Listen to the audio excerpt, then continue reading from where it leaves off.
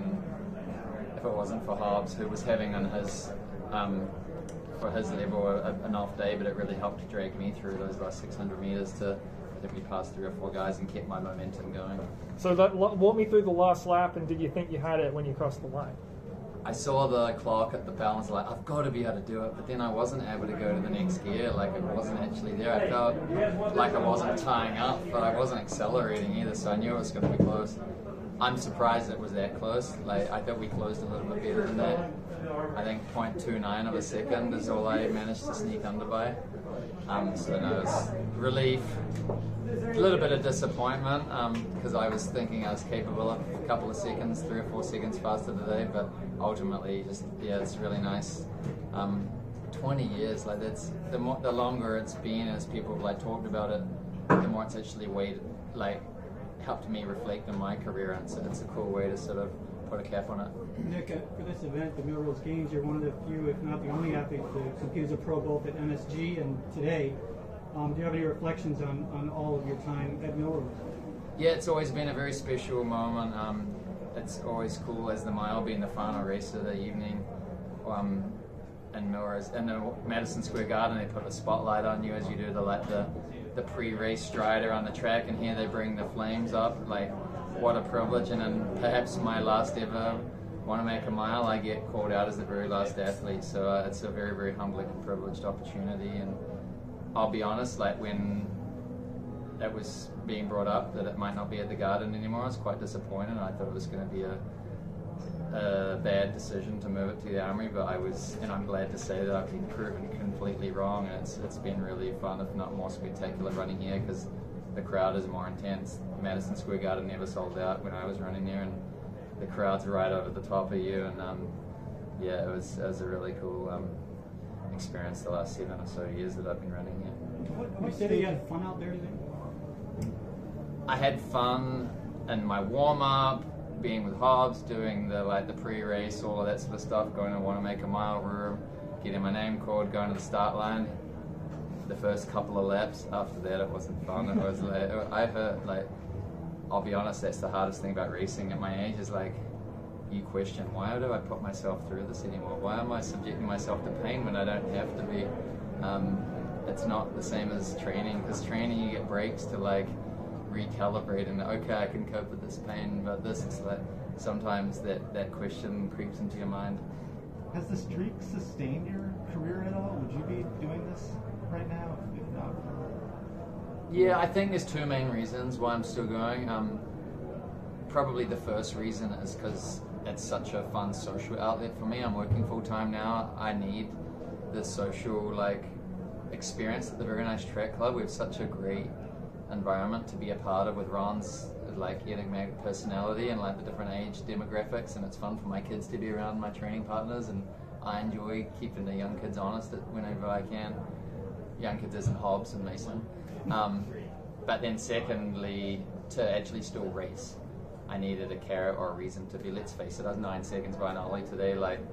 I used to, the last several years, why am I still doing this? I'm getting beaten by people that I used to be able to match or beat.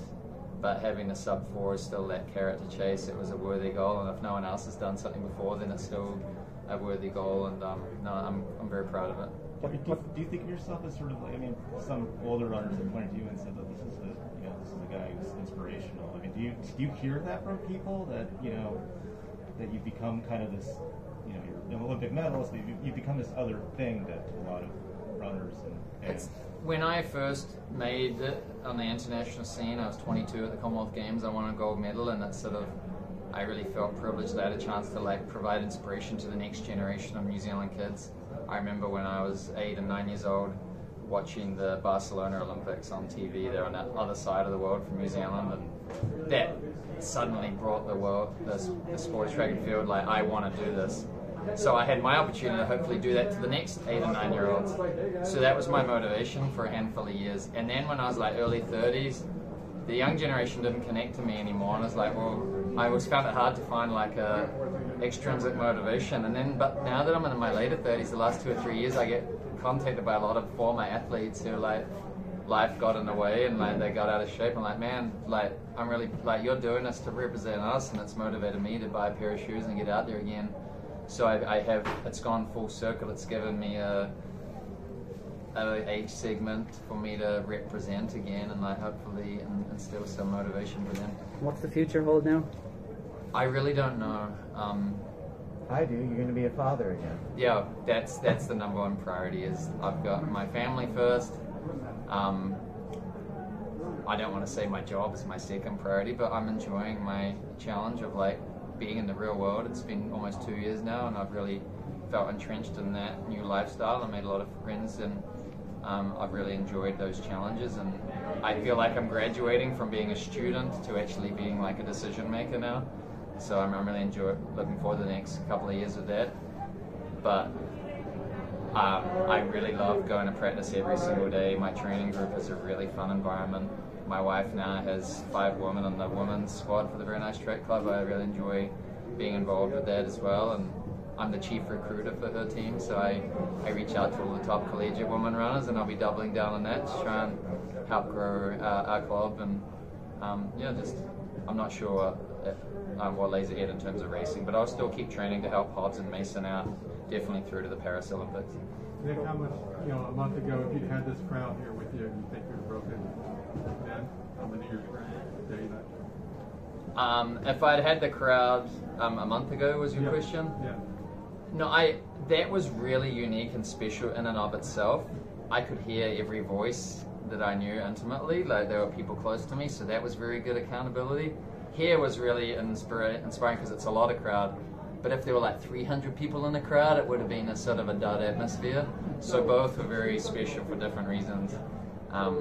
It was really cool to be able to do a celebration lap after to thank all the people that came along, and more as a representation of all the support that I've received throughout my career at this event. Well done, Nick. Closing the door on maybe 21 straight. I'm never going to say I'm going to retire. I love training. I love finding opportunities to beat Mason and Hobbs in training. Like, I'll take a couple of easy days when I'm training hard so that I can show up to practice fresh and give them their money's worth. And now Ben Flanagan's coming, I'll do that as well. But I could imagine myself working out 4 times a week now, so twice with Hobbs and Mason, the guys group, and then twice with the women's group, and then maybe a long run. I could envision that being my training for the next few years. I haven't really been enjoying going for solo runs the last couple of months, so I'm going to give up on those for a little while. Cool. Thanks, Nick.